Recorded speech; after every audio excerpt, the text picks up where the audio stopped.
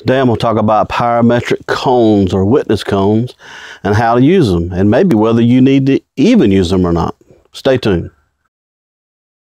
Wayne's here, glad to be back outside, enjoying the beautiful weather. I've been cleaning up, trying to get things ready to fire the kiln, and so I thought I'd make a little video to talk about parametric cones or witness cones. I don't know everything about them, but I can give you a little good understanding for you guys that are new to pottery. So I thought I would share what I know, and you can learn as I learn. First question is, what is a parametric cone or witness cone? It's basically a way to measure the temperature or heat absorption of a piece of pottery. Pottery needs to vitrify, like this piece of bisqueware, to get hard, and it has to get up to a certain temperature for that to occur.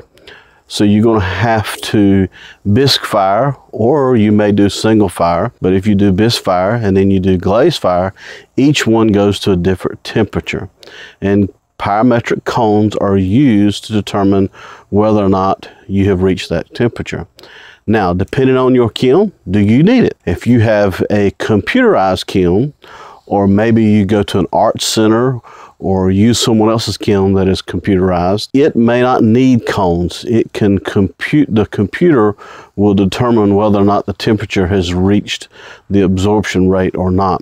But if you don't, you may have an older kiln that has a kiln sitter, which basically has a mechanical arm, basically sort of like three prongs with a parametric bar that sits in there, and when it reaches that particular temperature for that particular parametric bar, then the kiln will automatically shut down. Then the next option is a gas kiln or wood kiln, and with those you will need cones to determine what temperature. Now, what cones represents what? So if you have a gas kiln or a wood kiln, you'll need parametric cones to determine your temperature. What cone represents what temperature? The cone numbers start at 0, 22, and then the numbers go lower the higher it gets until it gets down to 1 or 0, 1. Then it switches over to 1, and the temperature keeps going up as you go from the 1 up to 14. Most time for high fire, most people will go around a 12. You have the temperature that you need to bisque your pottery, and that's going to just depend on what kind of clay you're using. And then you have your glaze fire temperature. You'll have a low, mid, and high. Low is going to be 0.5 to 0.1. Mid typically is going to be 1 to 6, and then high fire will be 7 and up to 13, 14 if you go that high. Most people do not, but you could. And depending on what clay will depend on what you do. Now, low fire, typically that's something like a earthenware clay, ceramics, a lot of people that use for arts and crafts. That is typically low fire. Mid fire is stoneware temperature, sort of, but it's not as high up as fire. The clay that I use can either go 6 and above all the way up to 12 and 13 if I wanted to. So it is actually a high fire clay. So it just depends on your glaze, what temperature you'll use. How to use the cones. This is some examples of some cones that I have already fired in the kiln.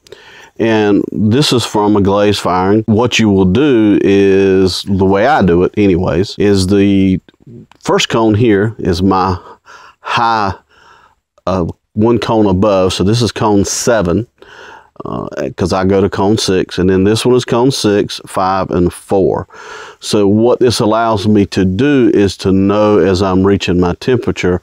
Now, how far down to the go? Well, when it goes down flat, such as this bottom one here, then I know at this point on here I'm at cone 4. I did not make it completely to cone 6 on where this was sitting at. For example, this one here, I made it to all the way up to 6, and cone 7 started going a little bit. Now, when the temperatures for those will go anywhere from cone 14, for example, is 2489 degrees, somewhere there about. and the temperatures varies not a whole lot when you get in that high fire temperature.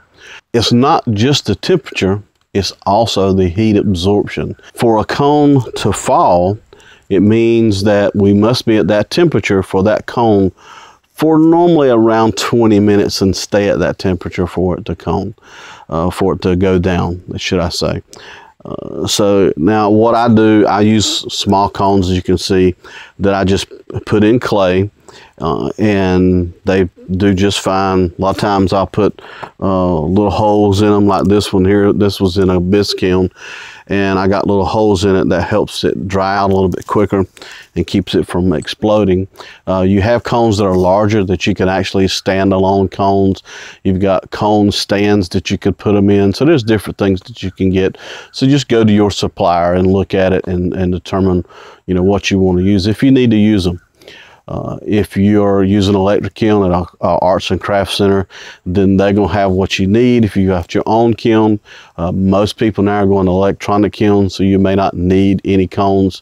You may just, if you're having problems with getting up a temperature, then you may get a cone to put in there to determine, okay, what's happening? Am I getting at the temperature?